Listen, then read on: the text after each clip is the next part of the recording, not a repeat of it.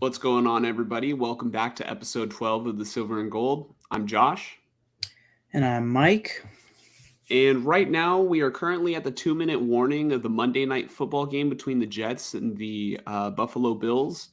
And, currently we have some bad breaking news. So we don't know the extent of the injury, but Aaron Rodgers had to exit the game in I think he was 4 plays into his first drive as a Jet. And,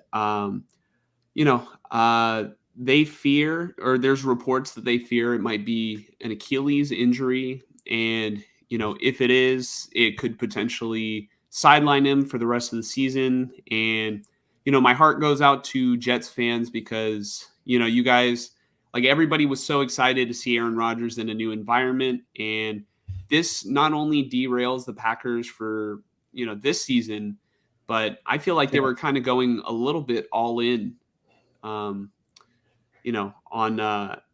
this year. And Rodgers was going to be a huge part, I feel like, of the development of Zach Wilson going forward. So we'll see how involved Rodgers can be if he has to take an extended, time away from the team to rehab. And if this might, possibly make Aaron Rodgers no longer, want to play in the NFL because, he's kind of getting up there in age. Yeah, they called it an ankle injury coming out of the, out of the tunnel or off the cart, whatever you want to call it, out of the blue tent. But there's a slow-mo video of it on X, and you can see his calf react at a certain point as he's kind of hyperextending his ankle downwards, away from his calf, kind of signaling a Achilles injury. So again, we're speculating too. We don't know for a fact. Yeah, it's just if it's an Achilles, he's out for the year. Yeah, and hopefully that isn't the last we see of Aaron Rodgers, and especially not for this year. But we'll see how that situation unfolds going forward. But as of right now, the game is still currently tied 13-13. And, we'll be talking about the Bills in a little bit because they play the Raiders next week. But for now, before we get into our first topic, I would also like to mention, I think in one of the shows prior, this could have been like months ago now, I said if the Raiders win week 1, barring, I said as long as Trey Lance doesn't go out and have a fantastic game for the Niners week 1, I would wear my Jimmy Garoppolo jersey, my Niner Jimmy Garoppolo jersey. And, I'm a man of my word. And Mike reminded me this morning that was the case. And the Raiders won. And Mike's going to talk about it now. Yes, the Raiders are 1-0.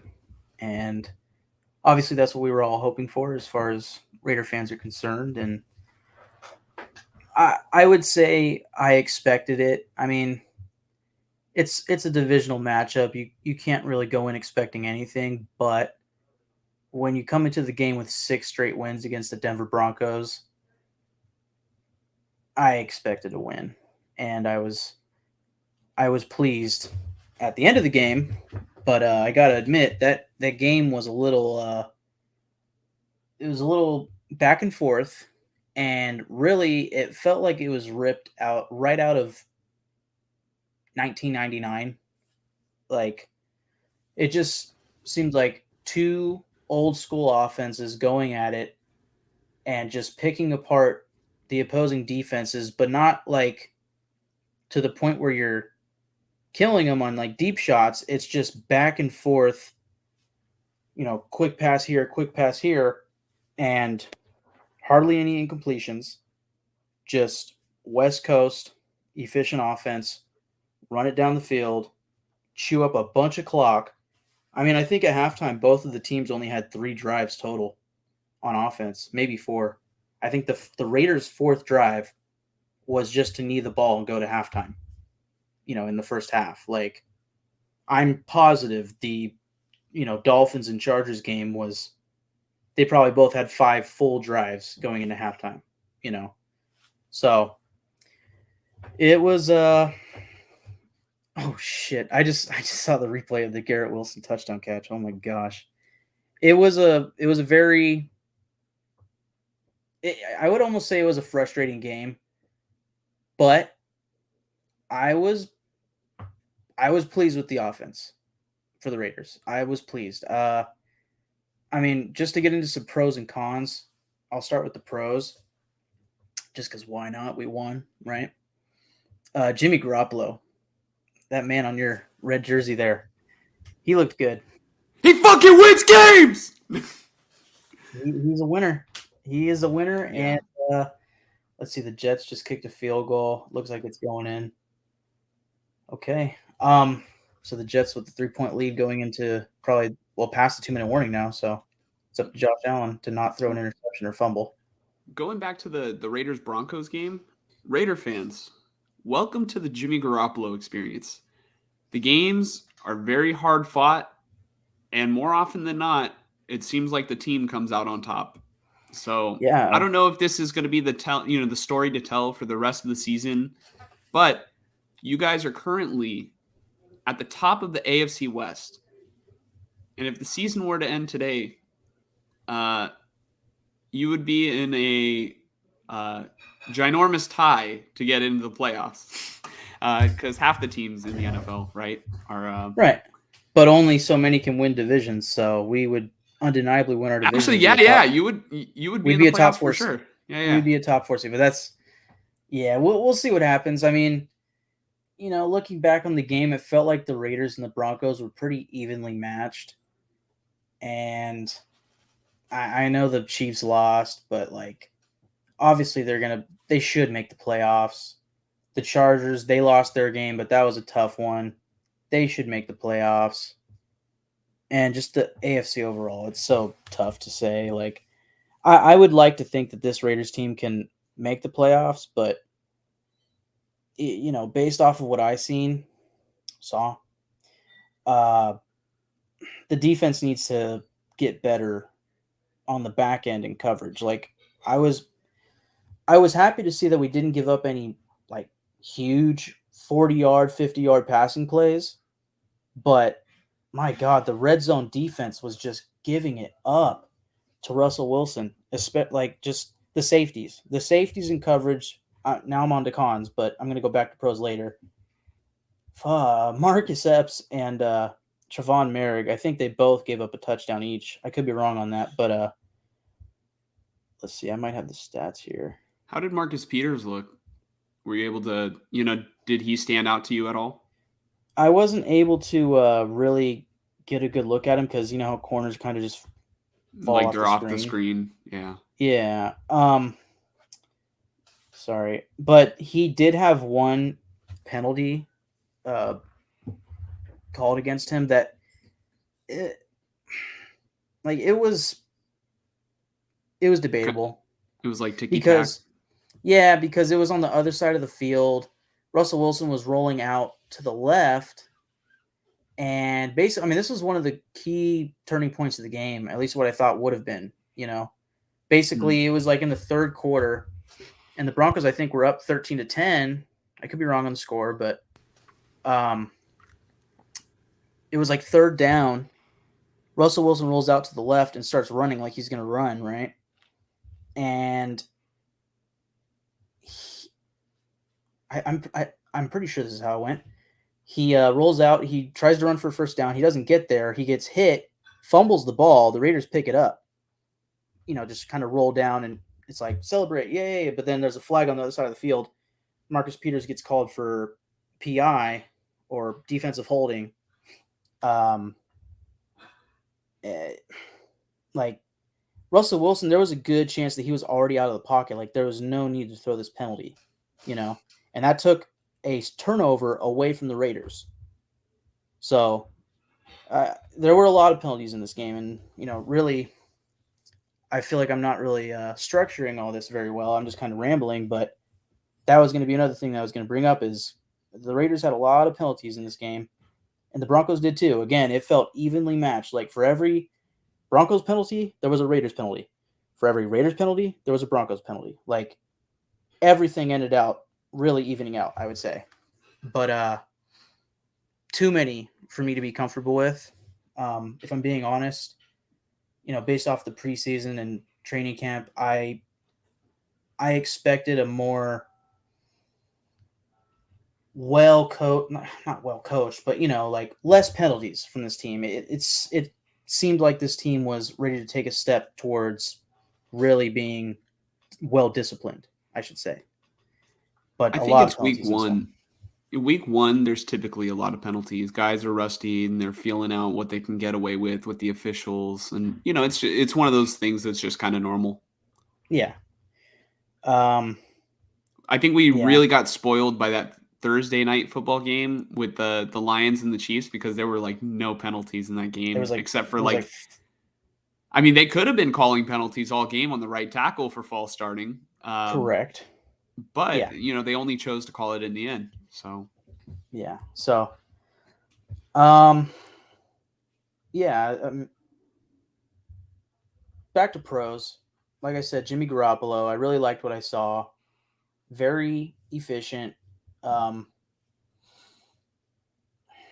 do you like him more than Carr yet? I wouldn't say that. I liked what I saw with his pocket presence.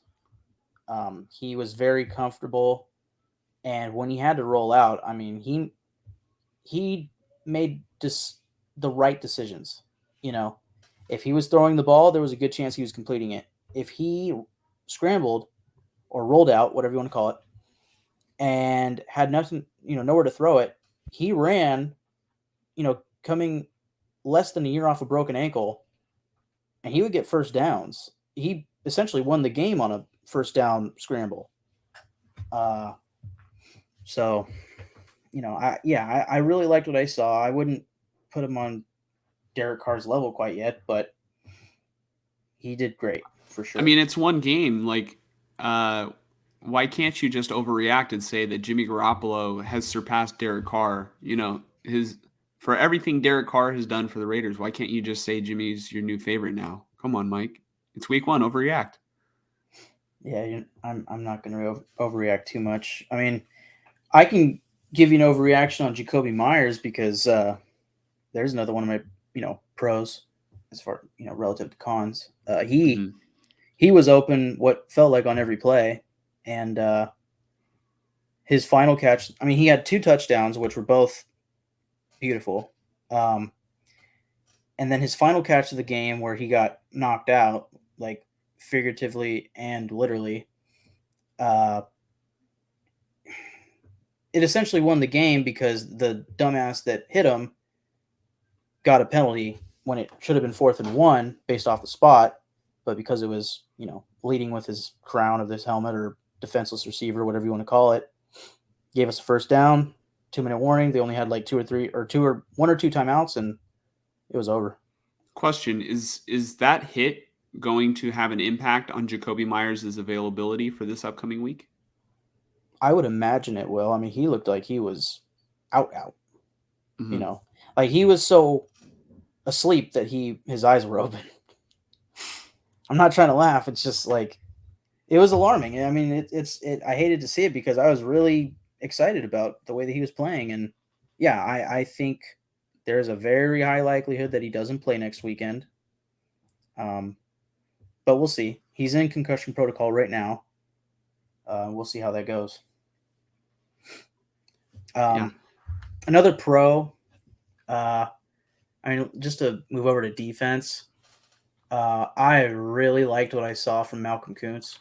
I'm sorry. No, Malcolm Kuntz looked good too, but I'm sorry. I meant Divine Diablo. No. Oh, sorry. I just saw Josh Allen throwing for the end zone. I had to. Mhm.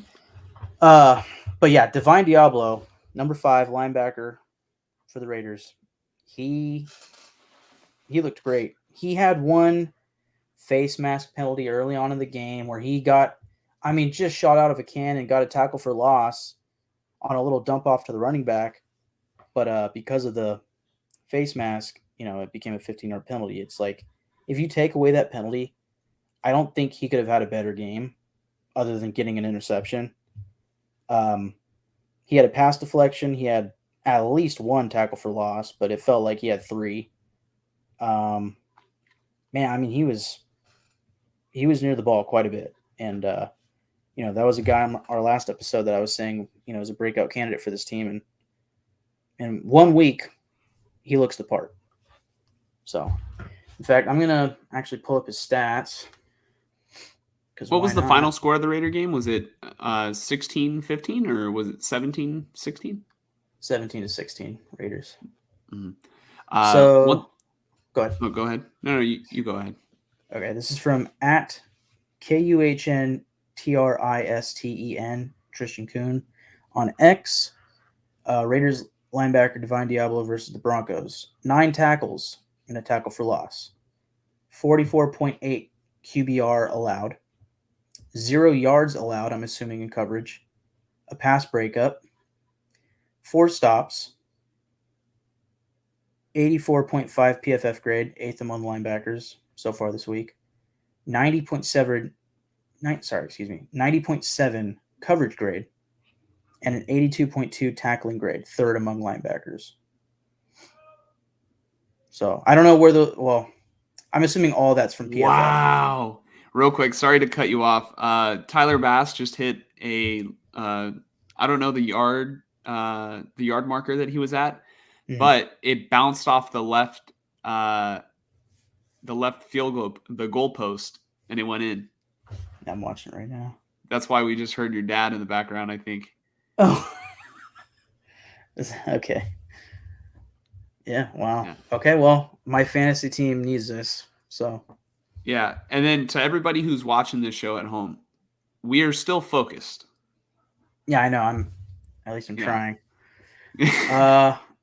Yeah. So, I liked what I saw from Divine Diablo. And of course, as usual, Max Crosby looked great.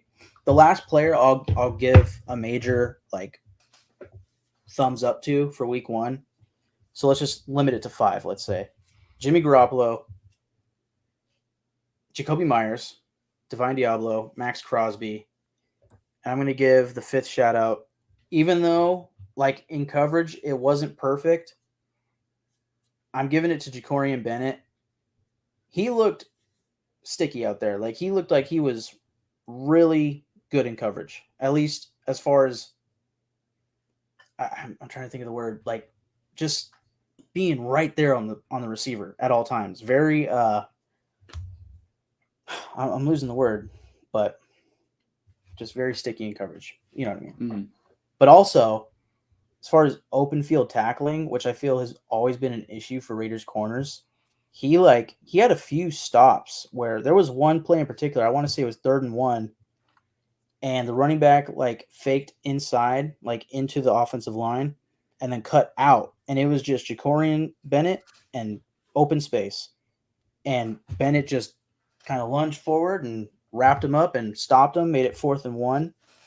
And then I want to say on the next play, the Broncos went for it on 4th and 1, and Jerry Tillery and the entire rest of the defensive line jumped off sides on a hard count by Russell Wilson and gave him a first down, which I want to say led to a touchdown for the Broncos. But, in my mind, as a positive, Jacorian Bennett did a really good job of almost preventing a touchdown. So. Okay. Go ahead. Oh, sorry. As far as negatives, Josh Jacobs looked rusty. He looks a little out of shape, right? Like, it's not just me. He looks a little bit chunkier than he did last season. Honestly, I feel like that could be because he has a single digit on his jersey now. Maybe. But I swear, like, Because all you when see they is like showed the black. video, when they showed the video of him, like, right after he signed and he was putting the helmet back on, I was like literally thinking like damn, he kind of looks chunky. And then I wasn't the only person who, like, everybody that I saw, it was, I mean, it was a little split, so I wouldn't say everybody, but there were definitely a lot of people who were like, damn, Jacobs got fat. And I wouldn't say that. I would just say, he looked, heftier, right?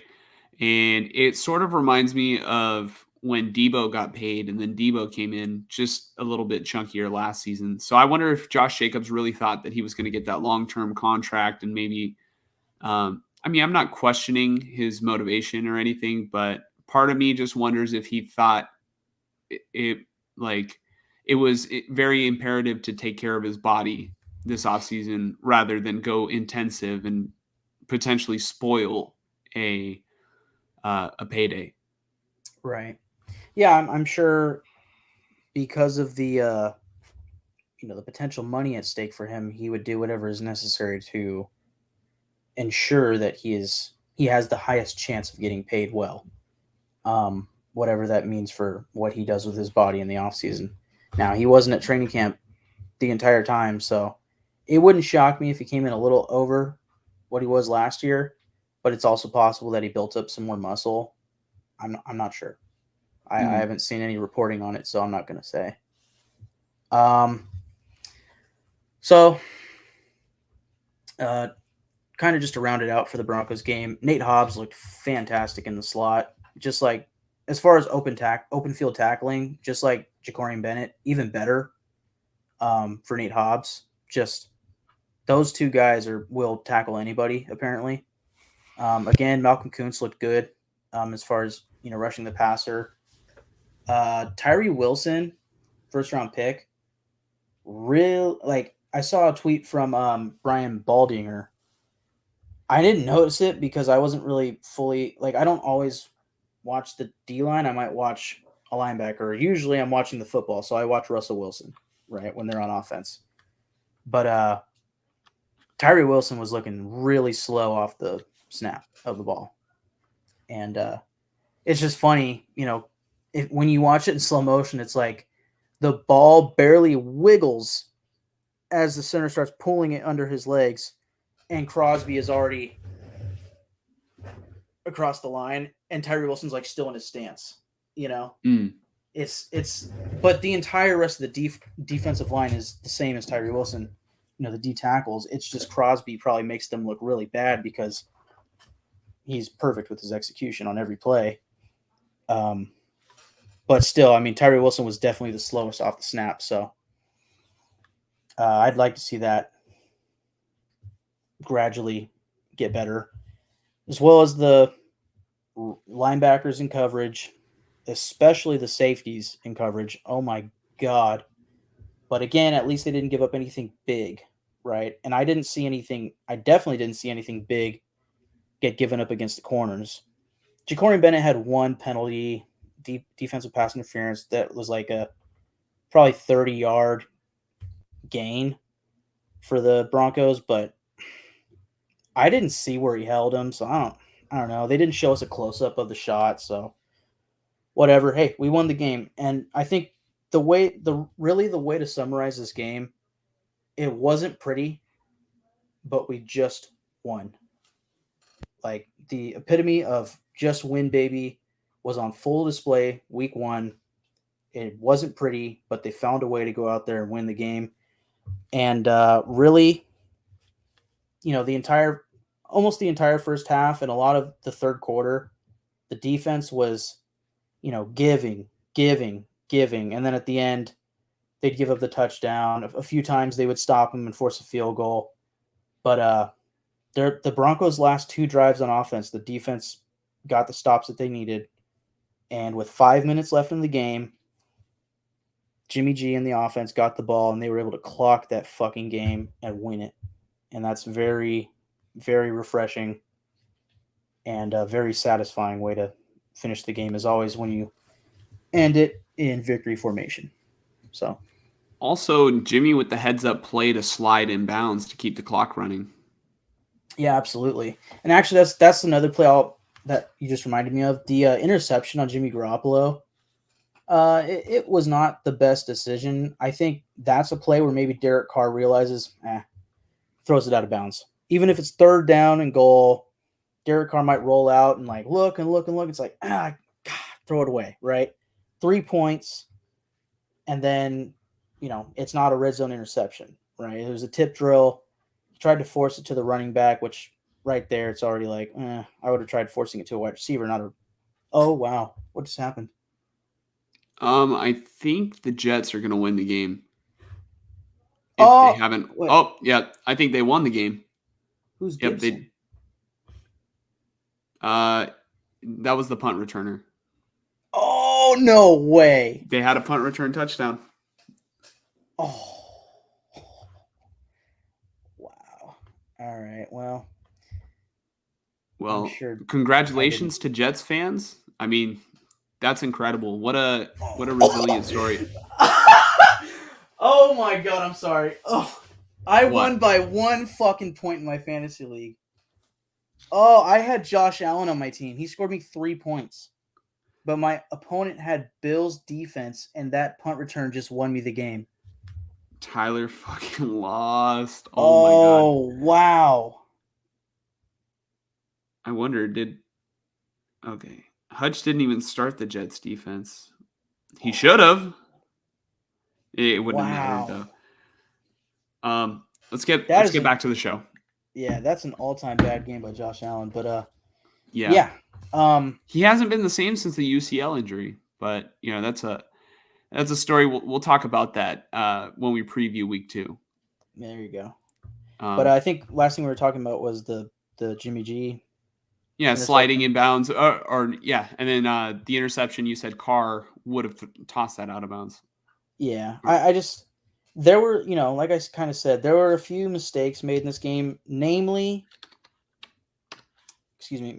with penalties. But the interception on Jimmy Garoppolo, I definitely don't blame it on McDaniels. I've seen a lot of Raider fans blaming that on him, and it's like, that was a broken play where Jimmy G tried to force it. The entire game, Jimmy G was playing extremely efficiently and seems very comfortable in the system, but and even under pressure. But that was a play where he tried to force it, and stuff like that, and the penalties. That's not going to work against the Bills in week 2. So, yeah, that's it for me. Yeah. One thing I'll say is Jimmy Garoppolo's red zone, interceptions. I've seen a couple times where he's maybe made a questionable throw, like at the goal line. So I don't know if I would pin it on McDaniels, like you said. Some Raider fans were, and honestly, if I remember correctly, the throw hit the receiver in the hands, but it was contested, so the ball popped up, and then somebody caught it, right? I think a defender got his hand on it and popped it up, but it might have hit the running back as well. I'm not sure. Also, last thing. This is my last thing for the Raider game. I keep talking about penalties, but there was like I said, there was an offsides on 4th and 1 that gave them the ball, and they proceeded to score a touchdown. There was also a punt that the Broncos were punting, and Luke Masterson ran, tried to block the punt, barely missed, hit the punter in the leg. Instead of us having the ball, it's a 15-yard penalty, automatic first down for the Broncos. So that's 2 drives, and then you add in the red zone interception by Jimmy G, that's 3 turnovers that should have led, if not to points for the Broncos, it should have been at least 3 points for the Raiders on the Jimmy G interception. That's a lot of turnover in the game that can't happen as the season progresses. It's week 1. It wasn't pretty, but they need to become a little bit more efficient and disciplined as the season rolls on. Here's what I'll say about the Raiders Broncos game. A couple things that stood out to me. So first off, it went almost exactly how I predicted it on our week 1 preview last time. At first, I think I said, the Raiders are going to beat the crap out of the Broncos, and it gave me the vibes of somebody who shits the bed. But then I realized it wasn't going to be a primetime game like the Monday night game was a couple years ago when I was at your house. And then I said, man, this screams one of those games where it's going to be a hard fought battle. And I don't know why. I had a good feeling about the Raiders going in, and the Raiders did just that. They went in, they fought hard, and they won the game. It was kind of sloppy, but it doesn't matter. The only thing that matters is there's a W right there in that win column, and the Raiders are 1 win closer to making it to the playoffs. Which, I mean, it's got to be the goal this year for the Raiders is make the playoffs. Yeah, I mean, every year I kind of have my own kind of idea of what the goal should be for this team, and I mean, 2 years ago, Gruden's final year, which ended in week 5, and blah blah blah. I said they need to make the playoffs this year, and with Rich Bisaccia head coach, they did, and it wasn't pretty, but they did it. And then the following season, it was like they get McDaniels, they trade for Davante Adams. I'm thinking we should go out there and win a playoff game, and then we blow a bunch of leads and win only 6 games. This year, I think because they went down to 6 wins, my natural progression and just to see improvement is I want to see a winning season. Because the AFC is so tough, I don't expect playoffs, but as the season progresses, maybe I change my mind. Maybe Aaron Rodgers is out for the season, and that's one less team to worry about. And then if the Bengals won't suck, but if the Steelers suck and the Patriots suck, even though they played well against the Eagles, really what matters is how many games do the Raiders win. So we'll see. Again, I'm not really expecting playoffs, but I think this team can do it. It's just that it has to go right. That's where the penalties and the turnovers cannot happen. Mm-hmm. Because their defense isn't going to carry them to the playoffs. Their offense is. And their offense is very, short yardage, only time of possession. That's, you have to be efficient. You have to be disciplined to succeed in that way. That's how the Patriots did it. Let's see if this Raiders team can do it. So my last thoughts on the game, and I'll go by it one little bullet point at a time. I noticed that the offense looked, it looked like the winning formula that Garoppolo has had for his career. The Raiders tried to pound it, on the ground, and then it was a lot of the short passing game stuff. And Jacoby Myers was able to get open a lot. And, there were a couple plays where it was schemed up to Davante Adams. I didn't notice any plays where Davante Adams was open deep where Garoppolo connected with him. There was one play that was pretty good. I don't know how many yards it was. It felt like a long play, but it was probably only like a 17-yarder. Mm-hmm.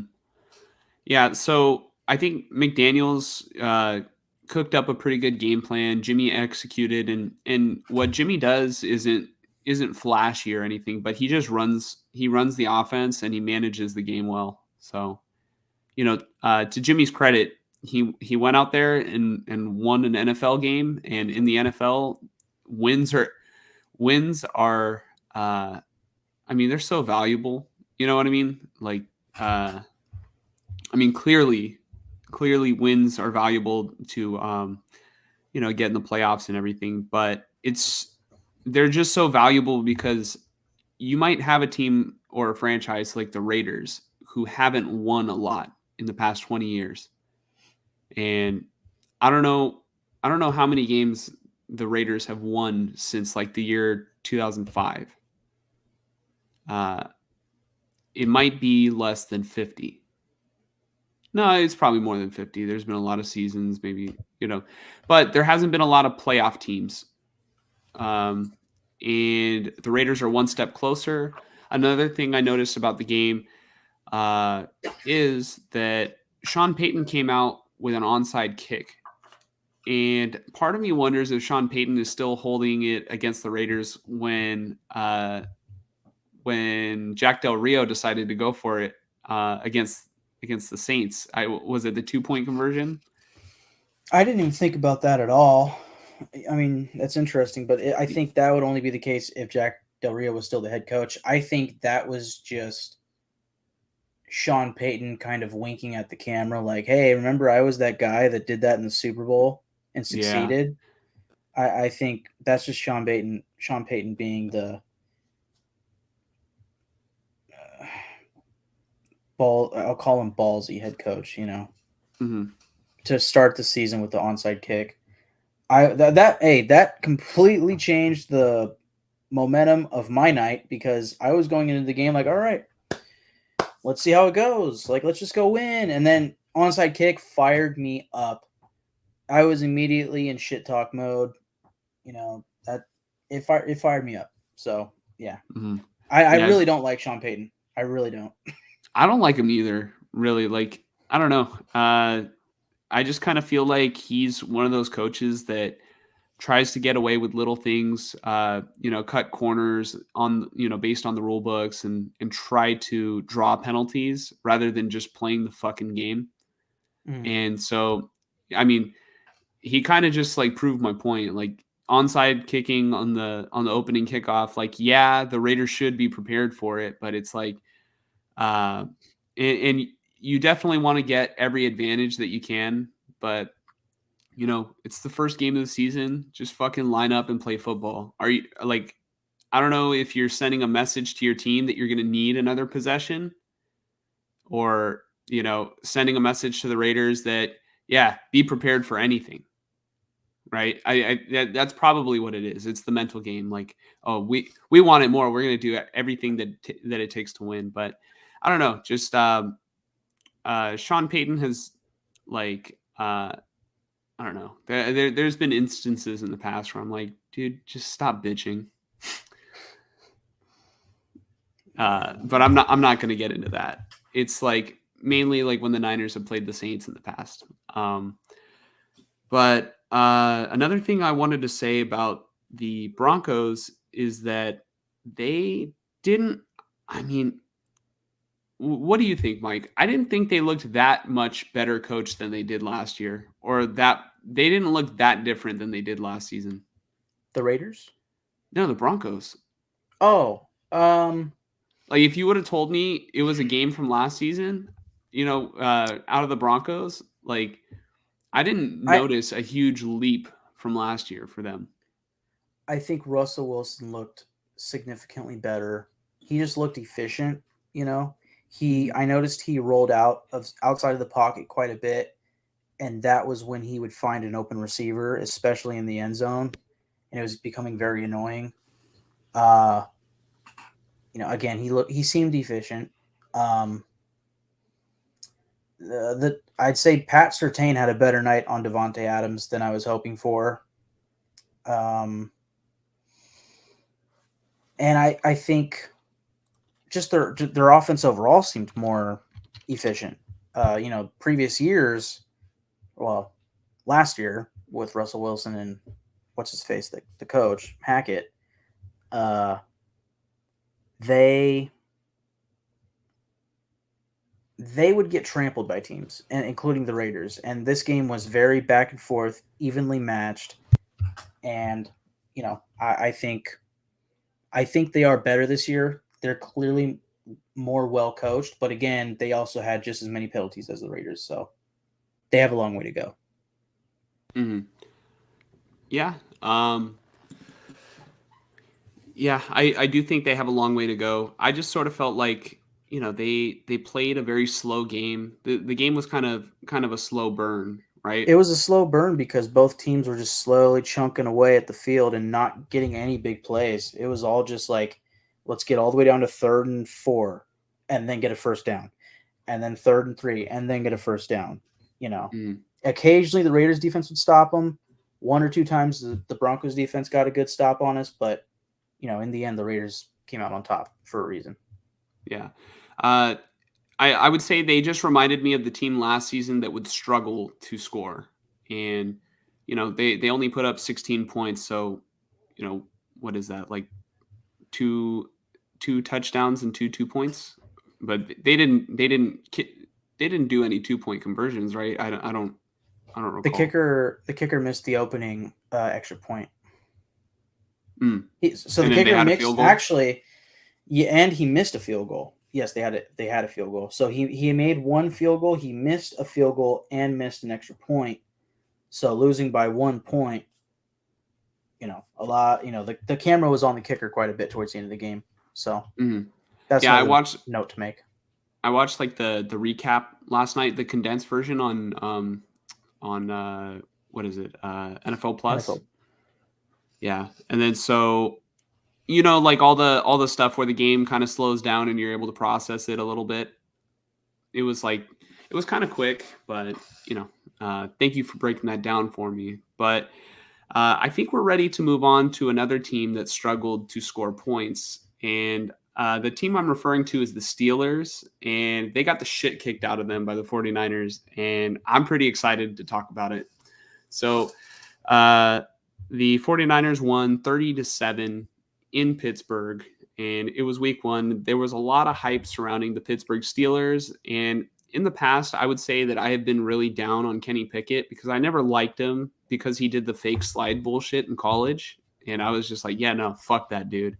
No, that And was Mahomes, awesome.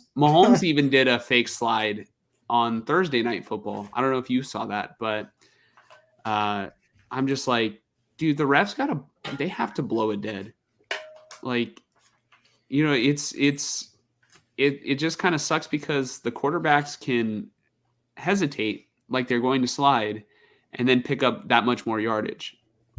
Like, I don't know if we have to wait until more quarterbacks start to adopt it to where they start to pay attention to it more as a rule, but it's one of those things where you put the defenders in no man's land, and it's just another thing that is added on like why it's so hard to play defense in the NFL. But going back to Niners versus Steelers, um, some people that jumped out were some of my breakout candidates from the video that we recorded the other day.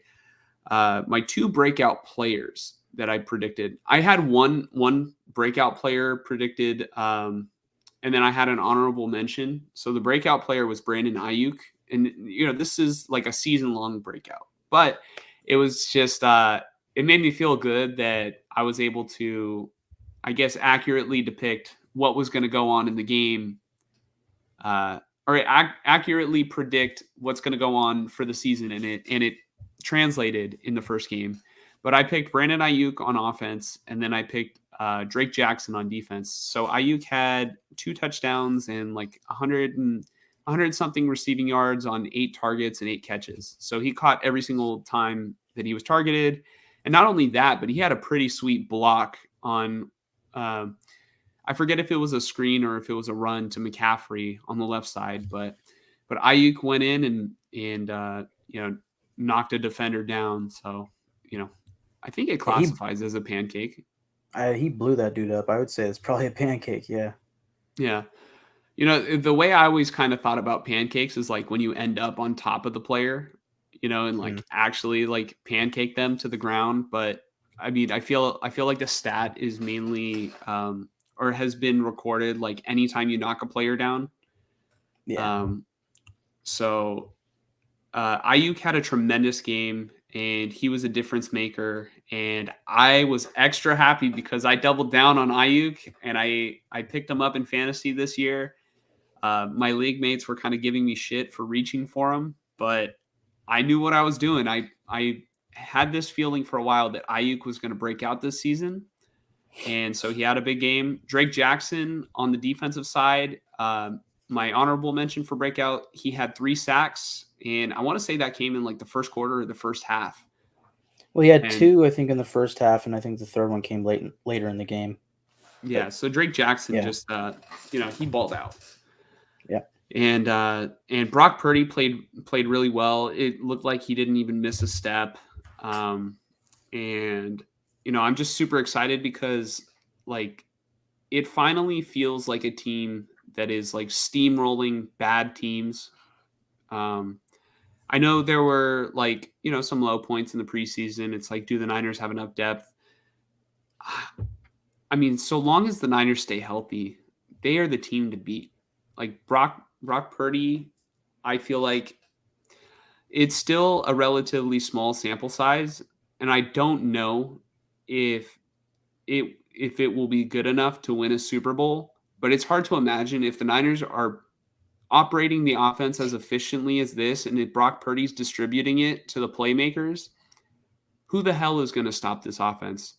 If everybody stays healthy, knock on wood, right? Defenses have to hone in. Like the defenses are already like pretty thin as we speak, like in the NFL. There's not a lot of very deep or very great defenses anymore. It's mainly just like great offenses, and it's become sort of a like a a pissing contest and like shootouts in the NFL. But or just two bad teams just struggling to score, or that's sort of what the game has evolved to. Uh, but the Niners have probably, if not the best defense, then one of the best defenses in the NFL. And they made Kenny Pickett, who had been propped up all offseason, look terrible. And, Kenny Pickett looked good in the preseason, and he had been getting, pretty good training camp reports. And they made Kenny Pickett look like how he did at the beginning of last season. So, props to the 49ers defense. Charvarius Ward also got an interception, and Hufanga also got an interception. So, it was it was almost great too, because when he was returning the pick, Hufanga lateraled it, and I wish I would see more players try and do stuff like that, because Oh yeah, that yeah, was yeah. I literally was just thinking about NFL Street. And I was like, dude, that's fucking sick. I wish more players would do that, but obviously it ended up being a forward lateral. Yeah.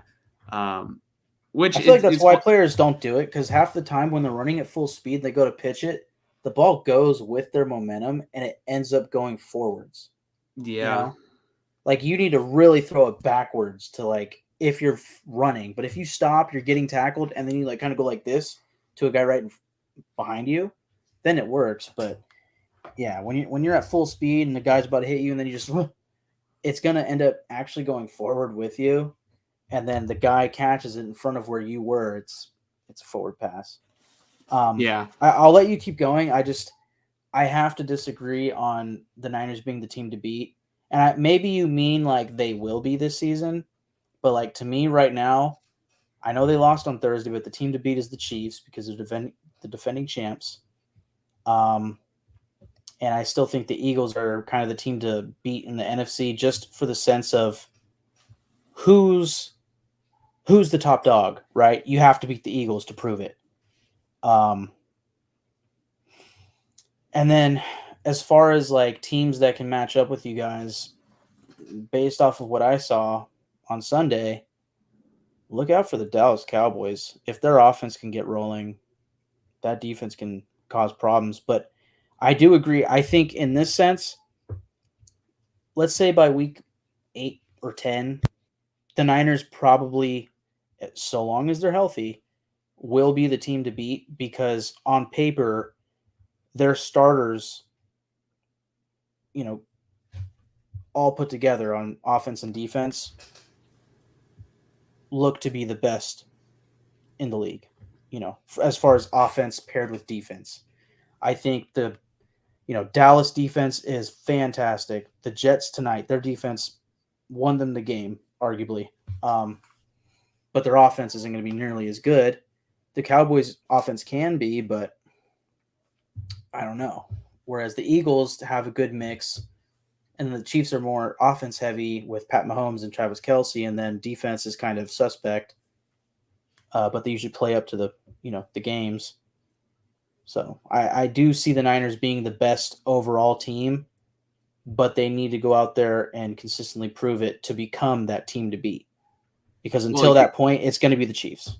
here's where I will refute your claim. The Chiefs beat the shit out of the Niners last season, but that was with Garoppolo at quarterback. And then obviously we got like an entirely brand new efficiency added to the offense when Purdy stepped in. So Purdy is still undefeated as a starter in games that he finishes because obviously the Niners lost when he went down in the playoffs against the Eagles. And the Eagles will be a great matchup and a great measuring stick. I kind of get bad vibes on the Eagles this year. Not because like they don't have talent, but I'm a sort of a believer that Super Bowl hangover does exist, and I know the fucking the Bengals were able to go pretty far last season. They didn't have experience any hangover, but like look at the Rams, right? And I feel like the Chiefs should go back, and they honestly should be the favorite to come out of the AFC again. But where I struggle with the Chiefs is outside of Mahomes, Kelsey, and Chris Jones, who is on that team? Oh yeah, yeah, I know. And that's 3 players. Yeah, that's the funny thing about the Chiefs though is that doesn't matter. They'll still end up with somehow they'll be the 1 seed in the AFC somehow. I don't think there's like I mean you can call this a hot take, but today, and I'm just saying today, if you take the Chiefs team that played on Thursday, even if you add in Travis Kelsey, you take that Chiefs team and you have them play against the 49ers team that beat the shit out of the Steelers on Sunday, obviously by the time the Niners and the Chiefs would play, it would have to be in the Super Bowl. And the teams will look very different by then, or they should look very different by then. If they played today, I have no doubt in my mind the Niners would fuck up the Chiefs. Yeah, I think if the Lions could do that, I think the Niners could. Yeah, but the Lions didn't fuck them up. The Lions won, but that was without Travis Kelce. I think as long as Patrick Mahomes is on the field, unfortunately, they have every chance they can to win a game. Every single chance. Now, I get what you're saying. I agree. The Niners team is better than the Chiefs. They should be, especially on paper with all those starters. Like I keep saying, they're a very top heavy team. But we saw it in the Super Bowl. I think at that point, the Niners were a better team on paper, and it didn't matter in the end. Well, we had Garoppolo at quarterback, and now we have Purdy. I think all right. I think Purdy doesn't get enough credit for being as better as he is, or as better than Garoppolo as he is. I really feel like Purdy is much better than Jimmy Garoppolo, and that's not to say Garoppolo is a bad quarterback.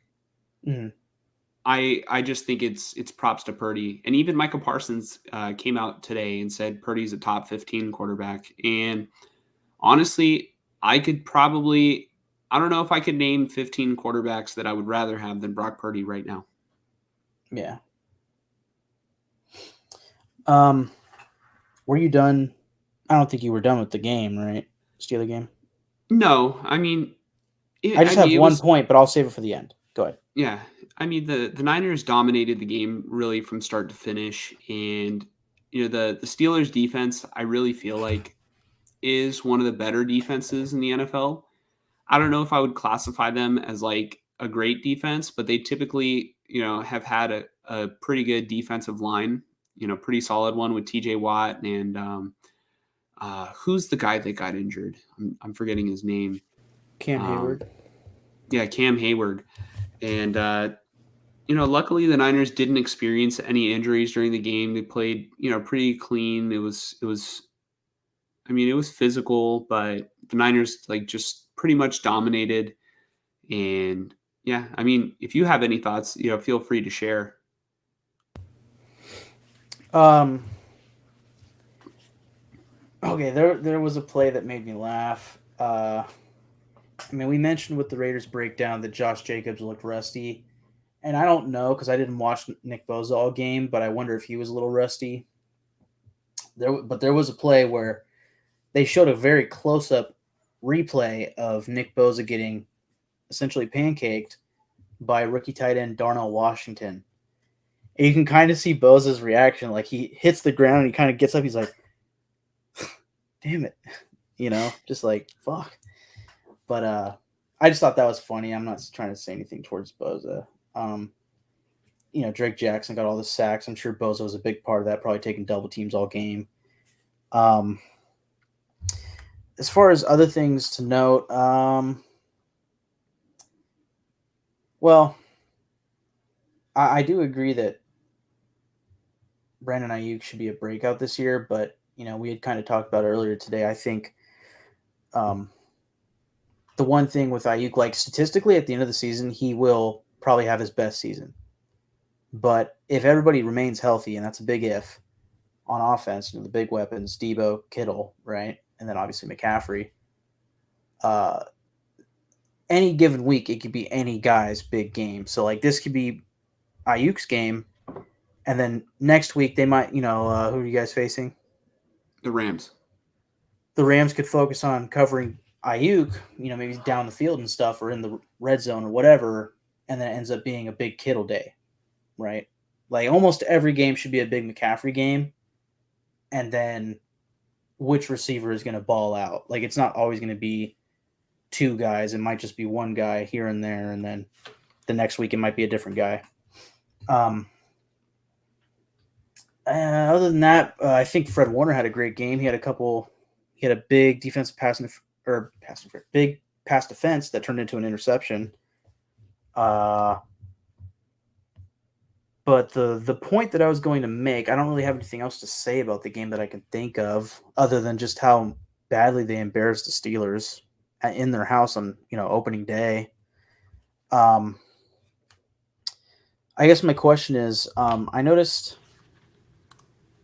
I saw a TikTok where this guy was talking about the Niners cap space. They just signed Nick Bosa. They restructured the contracts of two guys. I think it was Kittle and somebody else. And created a bunch of cap space. They have like $43 million in cap space right now, right? Yes.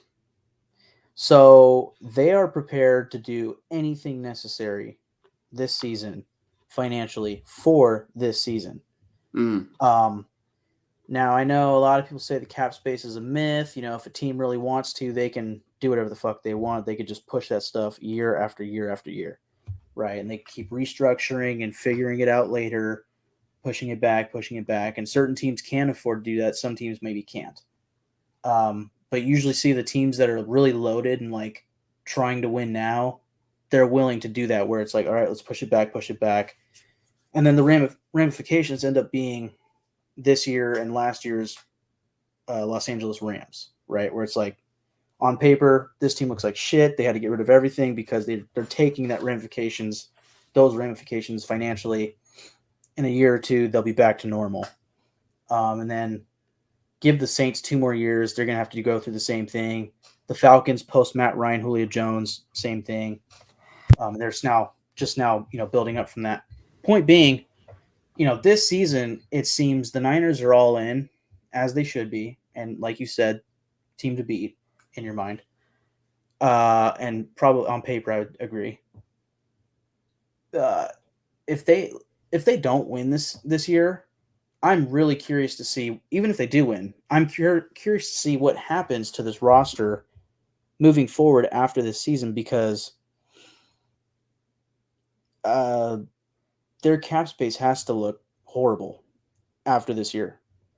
Yeah, no, I agree. It's I was thinking that they had some like ways out, like maybe Trent Williams might be on the way out, might retire or whatever, but then again that leaves some dead cap. Uh and I was like maybe they can move off from George Kittle, Eric Armstead and clear up, room to pay guys like Brandon Ayuk. Um and I'm not so confident they'll be able to keep Ayuk, Right. unfortunately. Uh And then Debo's got only a couple years left on his deal. I don't know if they would keep Debo at his current price because they don't have as much need for Debo as they did before, and they've got McCaffrey Yeah. now. Well, it's Um, like but they it's did. Super Bowl or bust. It's like this team, their window is now, and if they don't win now, I don't know like how you could prepare better. Uh, they are in like it's going to look really bad on. I mean, it's already looked bad on Shanahan and Lynch that they haven't won already, given how close they've been, how many times with such a loaded roster. Yeah. But this is like, I mean, the players are getting old. It's the the window is getting closed shut. It's now or never, and I think they realize that. That's what it feels like. And then what will end up happening, I think, is you have Boza locked in. Um, I'm honestly I'm going to give you the prediction right now. I think that Debo Samuel will get traded and Brandon Ayuk will resign. So long as he has the big season this year. If I he would has rather that keep big year, Ayuk than Debo long term. yeah, yeah. I don't know the age difference, difference, but I like what you were saying. They used Debo to his ultimate roof of his potential, and then re-signed him to a mega deal. And then after signing him to that mega deal, they have not utilized him the same at all. It feels like they're using him at his floor. So it's like you're almost paying for half the player that you signed him to be. I mean, And that's why luckily, I was yes, hesitant on paying him in the first place because I'm like, you're gonna essentially. I mean, you could have had the liberty of having that money to go towards a quarterback, one that would change this franchise like forever because you wouldn't have to pay Garoppolo and you wouldn't have to pay Debo, and both their contracts combined would have been like $50 million in cap, and that yeah. you can pay a franchise guy. Well, that's The kind of age where I'm difference going. is Okay. 2 years between Ayuk and Debo. Debo's 27. Ayuk is 25. Oh, that's too obvious to me. I think Debo going into his 28th year is right where you want to trade him. I think this offseason they trade him. I don't know how many years he has left. I feel like this is year 2 out of 3 on his contract, right? I think, Or maybe this is year 1, technically on the extension and the out of extension, 3. and then out of three. So I then he'll think have 2 so. more after this Let year. me let me Okay. check that. Let me check that. Okay. While you say So what you were gonna say. maybe they keep him next year and try to run it back a little bit. And maybe they're able to keep most of their guys. Like I would say Boza, um, Purdy, let's say Debo, Ayuk, hopefully, Fred Warner, if I haven't said him already, and maybe somehow they should keep Trent Williams. But other than that, anybody's fair game to be traded or let go. Like say a George Kittle. So we got Debo's contract right now. It's 2023, and then he's still got 2024 and 2025, and then afterwards they're still gonna owe him a little bit of money. Yeah. So yeah, I could see them keeping him 2024 and then trade him before 2025. But we'll see. I don't know. It really just depends on where they are financially. I don't know how they're going to look next year, so I'm just kind of throwing out ideas. I just think the way that they have been able to structure their cap space for this year, and I saw that they backloaded Nick Bosa's contract, so that's another sign that it's like win now and then pay later, you know. Mhm. Uh, but you know, along with all of that, what I'm saying is, in 2 years, you guys have to pay Purdy, and that's when the window really ends as far as paying players top end money. That's when you're going to need draft picks, probably through trading Debo, Kittle, whoever else, you know, and then trying to rebuild it really quick, Mhm. and have, you know, your core be Purdy, Boza, Ayuk, Ayuk. and maybe you still have Fred Warner. That's what I Mhm. can see, you know.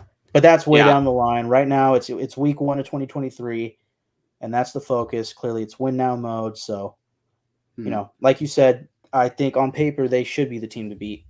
Um, Although I still think the Chiefs and Eagles have a lot to be said for that. But you know, give it till week 8. We'll see where the Niners are, and they might be that team that's like, good luck beating them. Mhm. All right. I definitely agree, and I've thought about like everything that you said, and just sort of wrap up Niners versus Steelers. Niners played an excellent game, and I want to give credit to Kyle Shanahan for having the team ready. They didn't get out to a slow start this season, or at least not in Week 1, and I'm hoping that they can carry the momentum onto Week 2 on the road. And we're going to go ahead and jump into our next topic, talking about the 49ers versus Rams Week 2 preview. So obviously the Rams are a team that are in that mode that you were saying, right? Just a couple minutes ago, about a team that's paying off their contracts that they used when they went all in about 2 years ago to win the Super Bowl. Yep. And really, what I want to see from this matchup, I want to see the 49ers continue to keep this intensity, but also continue to stay healthy on the field. I think that's like the most important thing. You want the Niners to, um, they can't afford to lose many people, because I'm not so convinced that the depth is as good as it was in the seasons prior, based on what I've seen in the preseason. But you know the starting lineup is very, very good, and we need to keep as many bodies as we can on the field. um, I want to see, I mean, the Rams beat the Seahawks just last week, and I thought the Seahawks were going to be up there with the Niners in the West. So now, I think the keys to the game in order to beat the Rams is going to be shutting down Puka Nacua and Tutu Atwell. And in doing that, you got to make sure guys like Van Jefferson, Tyler Higbee don't have big games. But I'm less confident in them than I am in the two receivers that I named. Based on like what I saw from week 1. Um, Well, really, Nakua, it's you need to make Matt Stafford uncomfortable, yeah, got to make Matt I would Stafford say. uncomfortable, because he's typically prone to turn the ball over a couple times per game if you make him uncomfortable, and he'll start to force things and yeah, into windows that just aren't there. And it's like, Matt Stafford has been revered for throwing no look passes. And, I would say that he also has some, he probably didn't look passes, or probably should have looked passes, right? Yeah, Um, but I predict that the Niners are going to come out victorious in Week 2 against the Rams. It's going to look like Levi South again. The Niners travel well, and one thing I saw, and I didn't mention this in the Week 1 recap, but the Niners traveled well even in Pittsburgh, and I could hear "Let's Go Niners" chants I on did hear the that. Yeah, broadcast. So yeah. that was pretty great. Um, Yeah, I don't see a scenario where the Rams beat the Niners unless the Niners just have no answer for their receivers. Um, I don't think Cam Akers is going to beat the Niners. I don't think that Kyron Williams is going to beat the Niners, and Matt Stafford can't do it alone. And yeah, I mean, what do you think, Mike? Yeah, it's going to be hard for the Rams, that's for sure. But seeing the way that they played against the Seahawks, and just the way that Sean McVay somehow has the Niners number. I feel like Mm-mm. No, he no, it's doesn't. the other way around. It's the other way around. Okay, then never mind. Well, then in that case, they're going to get absolutely drilled. And I don't know why. Okay, you're right. Yeah, because the Rams were that top team, and the Niners kept beating them every Monday Night Football. You're right. You're right. Yeah, they had I was won like 6 in a row against the Rams, and then yeah obviously when it mattered, the Niners couldn't pull it out. But right. That was when yes, that's right. Okay, yes, right. I had it completely reversed. Okay, so yeah, this Rams team is not good. They're not as good as I think statistically they looked against the Seahawks. Um, I just, yeah, like you said, I don't see them running on the Niners, and that probably in itself will be a problem for them and their passing game because I feel like they could run on the Seahawks and then they were able to really get their way in the passing game, even though the Seahawks are probably like, oh, no Cooper Cup, who cares, um, and thought that they were just going to trample them and get an easy dub, but they didn't. And then the other aspect is, and again, I'm just shocked at how bad the Seahawks were against them because on paper, other than Aaron Donald, they have nobody on defense. The Rams. it was really bad look on Geno Smith.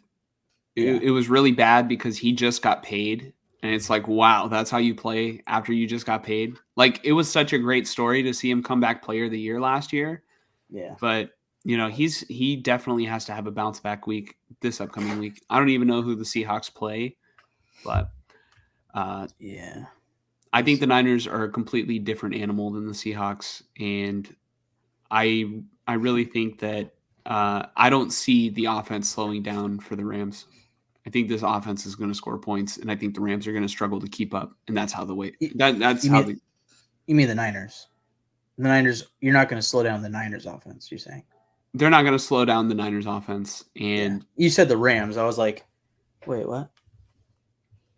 well, yeah, I guess if I said that, then you corrected it, but Okay.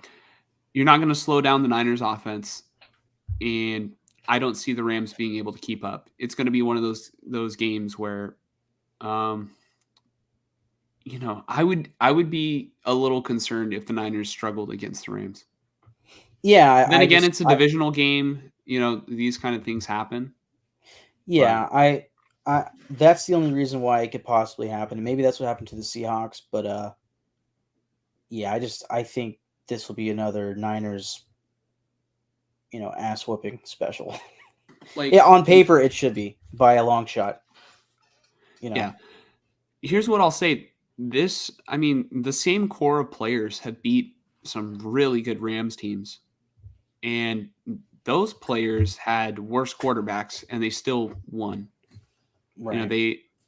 they had Jimmy battling injuries. They've had um, I even think they still won with Nick Mullins, like back in 2020 against the Rams, or maybe Garoppolo was playing on one ankle, right? He had the high ankle sprain back in 2020, uh, but I think Purdy on this Niners offense is just a different animal, and I'm picking the 49ers to win. And I don't think it'll be particularly close because I'm not gonna bet against Purdy until I see it happen. Are they playing in San Francisco or LA? I think they're playing in LA, but it Okay. doesn't matter. It's a home game for the Niners regardless, unless Yeah. the Rams decide they're not going to sell any tickets and they're going to fill in the stands with AI like the Chargers did. Was that so? Were those actual AI or were they just wearing costumes? I Well, they saw were the wearing picture. they were wearing Chargers gear, so they had. I mean, I don't know any humans that would buy it. Yeah, but they looked like real people with like fake things on the I back of their heads. I think they were real people with like things, but Yeah. I Yeah, don't but know. I was like, I'm not sure what I'm looking at here. Okay, as far as the Rams game, yes, I totally predict the Niners will beat the Rams. What was the score of the Steelers game? Wasn't it like 27-7 or was it 30 something? I think it was 30-7. Let me double 30. check. Niners versus Steelers. It was 30-7. Okay, 30-7. I'll predict 31-10 49ers over the Rams. 31-10, Yeah. 49ers over Rams. I'm not good at predicting scores, honestly. I Yeah. can just tell you the way the game should play out, but Yeah. I don't know. I feel That's like just a rough estimation. Like I think it should be another ass whooping where it's like the entire game, it's clear the Niners are winning this thing, and then maybe later in the game, the Rams get a touchdown and maybe a couple field goals. yeah, here's my scoring estimation. Niners a lot, Rams a little. Uh, no, hey, the fucking scene from Rocky 3, do you have any predictions for the fight? My prediction? Pain. Rocky 4. If they die, they die. If the Rams die, they die. I must break you. Throw the damn towel. Come on, Sean, throw the damn towel. Nah. Yeah. Real quick, I just want to quickly say we're gonna start keeping tallies of our predictions. So, Mike, you predict Niners over Rams, and I predict Niners over Rams. Yeah. So far, we're both 2 for 2 in our predictions. Between the We'll Niners see and at the the end Raiders of the game. season who predicts more accurately. And if Mike gets the same score as me, just know he's been copying me. Well, that's the thing is so far, obviously, we've put up the same predictions. Because you said, obviously, you said. Well, we had to have put up the same predictions if we're both like 2 for 2. Right, and the teams are 1-0. So, yeah, let's see if we have the same predictions for our next topic.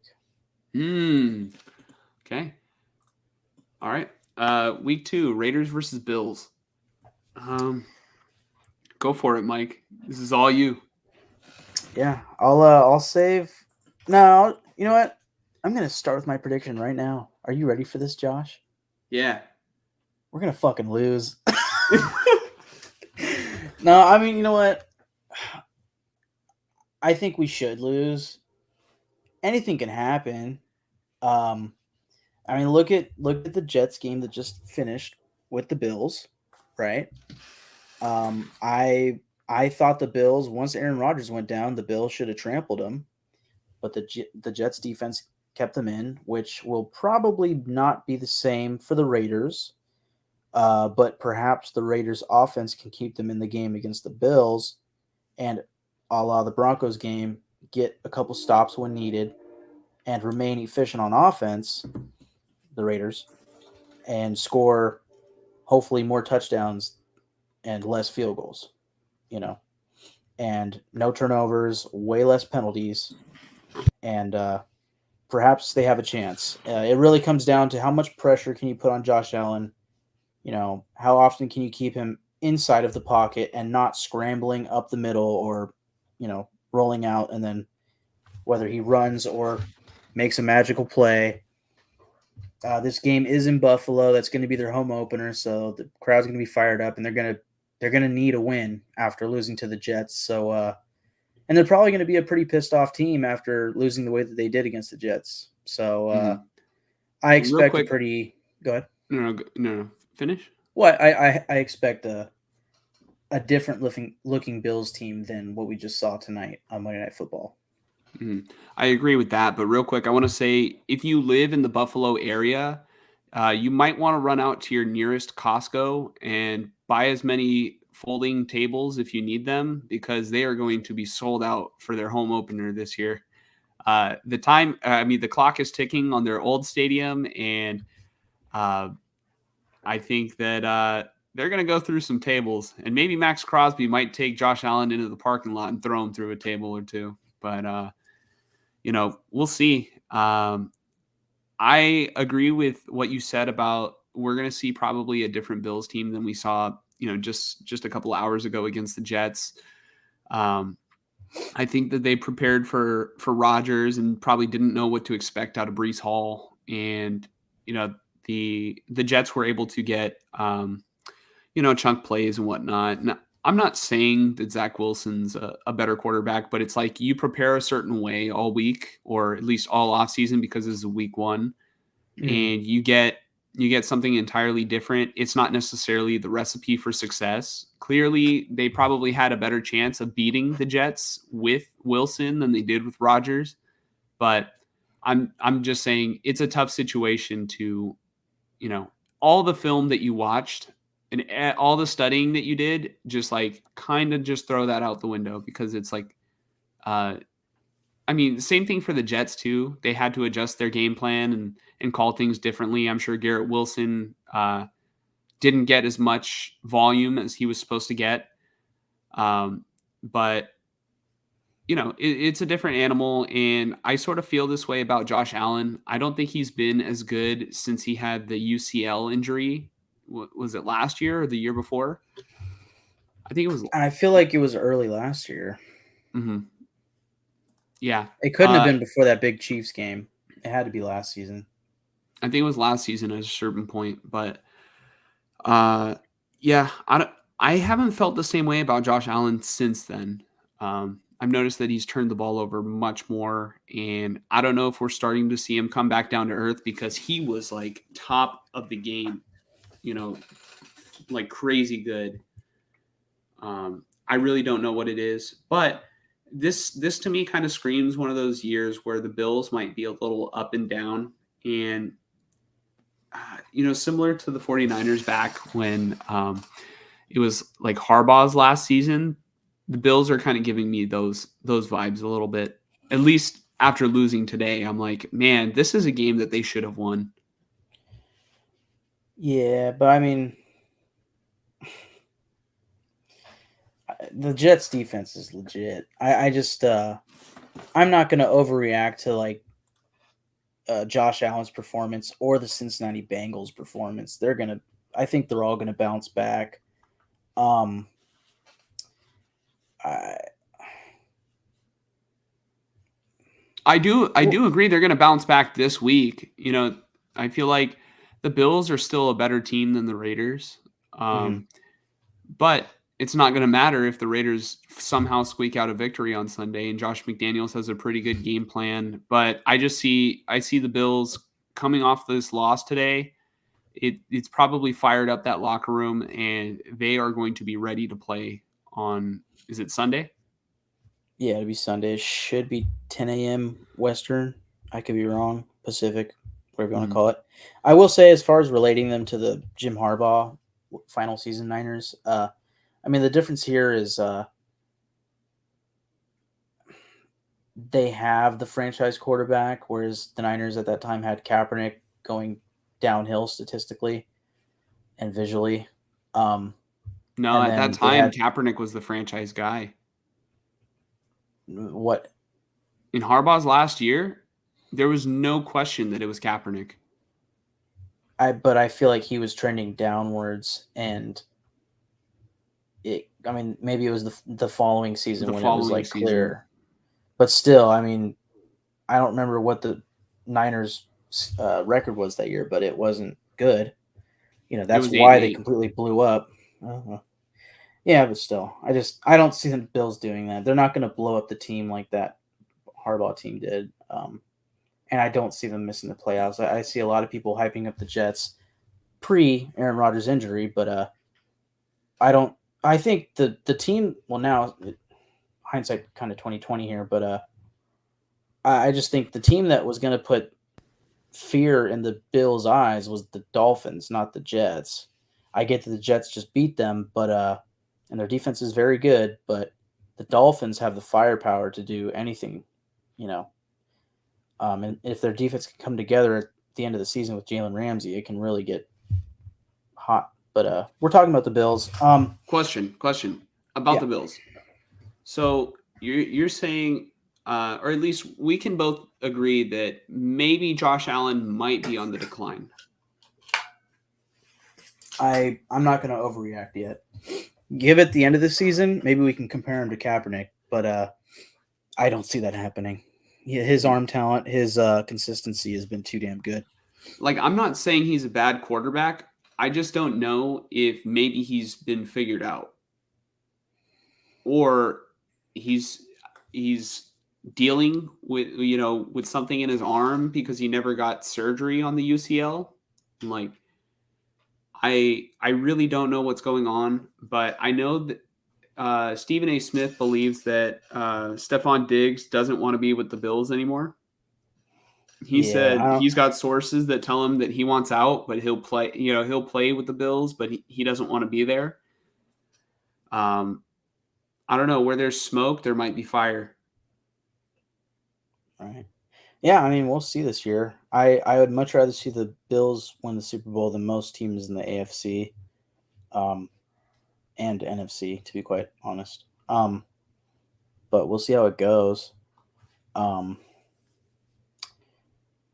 as far as this game, really for the Raiders, for them to succeed, um, I feel like these two teams are going to be game planning against each other, and the Raiders probably, especially obviously McDaniels and Patrick Graham, probably watched this Jets game and said, "Okay, we're going to have to do a lot of that."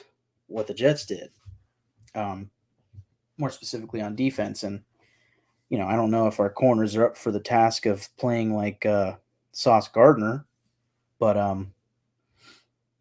you're gonna have to play. You're gonna have to do really, really good on defense to shut down a guy like Stephon Diggs. Good luck. You also have Gabe Davis, who's a 80-yard touchdown any given play sort of guy.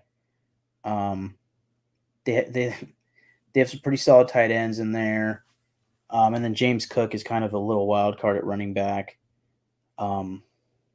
So I don't know. The defense needs to make stops when they need to make the stops. I feel like this is going to be one of those bend don't break defenses, but occasionally they're going to break, um, specifically in the red zone. I think Josh Allen will have his way with the defense for the most part. If we can get turnovers like the Jets did, maybe not 4, but like if the Raiders can get 2 turnovers in this game and remain efficient on offense, limit penalties, and score touchdowns. Don't kick field goals, score touchdowns. They can win this game. That's not out of the possibility at all. It's just I see the Bills being a pissed off team, and again the home opener, but we'll see. And you know what the big key here is? I think the Bills will focus on shutting down the pass offense for the Raiders and really shutting down the 2 outside receivers, Myers and Devontae, and that's even if Myers plays. So what really needs to happen is the Raiders need to develop the run game in this game. They need to run the ball. And the Jets were clearly able to do that with Breece Hall. So if the Raiders can see some of that and get Jacobs to go similar to Breece Hall in this Jets game, then, they have a chance. Mm-hmm. I just want to quickly clarify. I'm not saying that Josh Allen is regressing. I'm saying it's possible that his career might not be as great as it was, which I mean might signify that he's probably regressing, or I don't know if he was just playing at such an unreal level for as long as he did, and he might be plateauing a little bit at a slightly lower ceiling, right? Or at least lower level, like normal, consistent level of play. Uh, I'm just saying he didn't look good tonight. And, the last time we saw him, was that the playoff game against the Chiefs, the big shootout? The last time that we saw him what? Play a meaningful game. Meaningful, sure. But, I mean, we could go back and look at the Bills' schedule from last season. They He was won a lot of fine last year. He was great.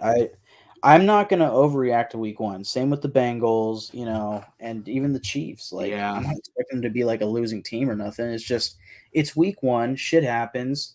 Some teams are going to be rusty. I think Josh Allen was one of those quarterbacks that didn't play in the preseason, and I know you made a big point about teams being rusty coming out when they don't play their starters, and I think to a degree that's a thing. And even Geno Smith was one of those guys, I think, did not play in the preseason. So that's 3 guys that didn't play in the preseason and fucking sucked. So week 1. So I'm not going to overreact to it, but we'll see how it goes for those types of players. You've convinced me, Mike. I am going to say Josh Allen is not regressing, but I am a little concerned and intrigued about the Stephon Diggs thing that Stephen A. Smith was talking about. Yeah, I And mean, that to me is like, why wouldn't Stephon Diggs want to play with Josh Allen? right. I think it. We'll see. We'll see Assuming on this is Stephon true. Diggs. Yeah, that's my thing. Is I got to see it from more people than just Stephen A. Smith, who's never really reported a thing, or at least never been known for reporting things. Uh, I will say, to kind of bring it back to the elbow thing, like there is a point to be made about. I'm sure Purdy's was much more It was of a fully it was major, yeah, it was a more major injury than Josh Allen's, and Allen's was able to heal. But there is maybe something to be said about Purdy having a successful surgery and Josh Allen never having the surgery, and like I'm pretty sure playing on it, you know. So there could be something there, but I don't think that relates to the whole Stephon Diggs thing. Um, I think I think the Stephon Diggs stuff is kind of a non-story until we clearly see issues arising for him this season. yeah. So final predictions for Raiders versus Bills. I think the Bills are going to win. You know, I think we said it before, but they're going to come in angry, and I just see them taking a W here at home. And you? Yeah, I think the Bills should win. If I had to predict it, I would say they will win, but I don't think it will be as bad as expected. Like I think a lot of people are going to go into this game thinking, "Oh, they're pissed off. They got to win this game. It's going to be 40-13 Bills." Oh, I don't see a blowout. I No. really don't see a blowout. Honestly, I think I don't. Yeah, go ahead. well, it really comes down to the penalties and mistakes by the Raiders. If they can limit that to hopefully nothing, the Raiders could be in this game in the final 4 minutes of the game, I think. Mm-hmm. So, yeah, Yeah, I don't. I'm hoping for I wouldn't say shootout because they'll definitely lose that, but I'm hoping for a really nice, fun back and forth game, where the Raiders are in it in the end of the game. Mm-hmm. The keys to the game for the Raiders, if they are going to win this football game, will be they have to control the pace of the game. They can't let the Bills play at their pace. And I feel like the Bills are a team that will struggle to play at someone else's pace than their own. Where the Bills are in their bread and butter is like when they're getting anything that they want. If the Raiders can control the time of possession, and they have to score the ball, they got to put the ball in the end zone. They need at least 3 touchdowns this week to win. And Probably 4. Yeah, at least 3. Yeah. And the defense has to make timely stops. I mean, it's the key to success to any football game, really. But let's see. I mean, it's going to be a lot of this is going to be on Josh McDaniels. You know, for him to get the team prepared in order to win. Because I would say on paper, I don't know if there's any way that the Bills should lose to the Raiders. No offense. I think it's mainly the level of quarterback. Yeah, no, But I agree. And the level of defense, yes. Yeah. Yeah. So, yeah, I think Raiders just need to control the tempo of the game. Yeah. The I tone. think I completely agree with everything you said. I think it comes down to the tempo. It comes down to the defense making timely stops, especially towards the end of the game, like they did against the Broncos. It comes down to the run game with Josh Jacobs, and obviously the efficiency of Jimmy Garoppolo.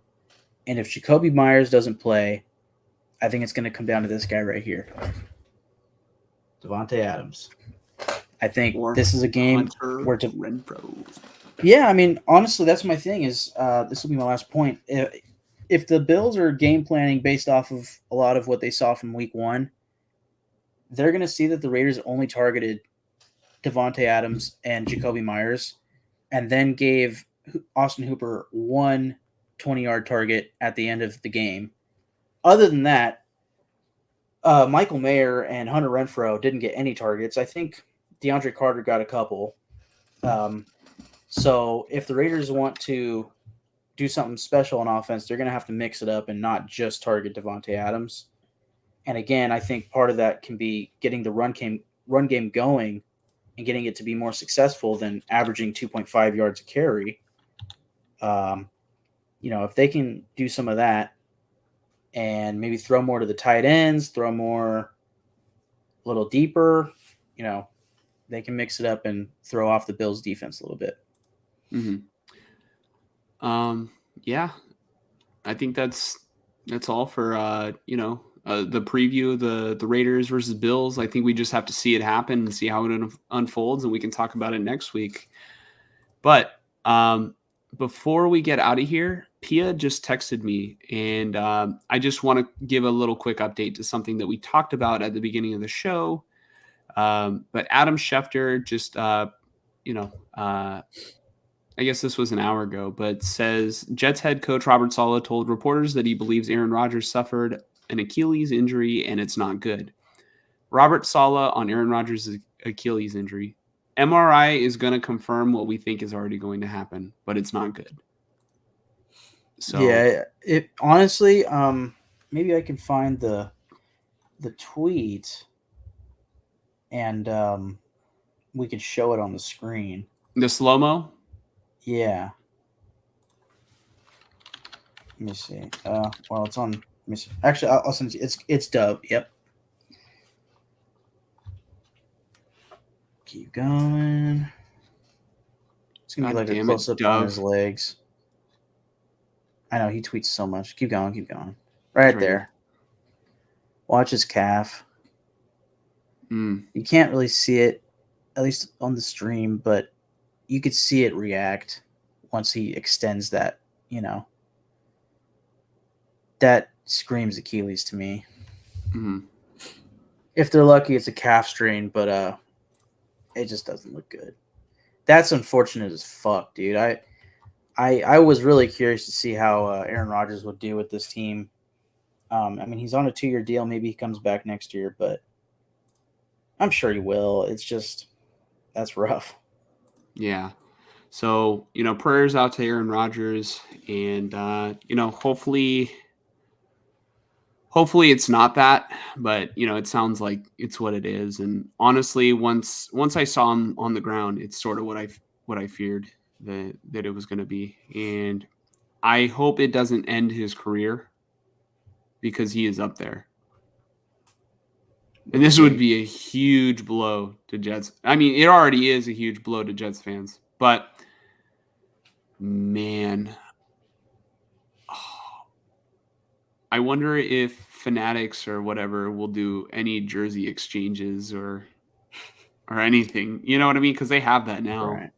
Well, like I said, he's on a 2-year deal. I think he comes back next year. But if this was it for his career, that would be such a terrible way to that. But also, like in 10 years from now, it's gonna be like, man, remember when Aaron Rodgers was on the Jets for like 3 plays?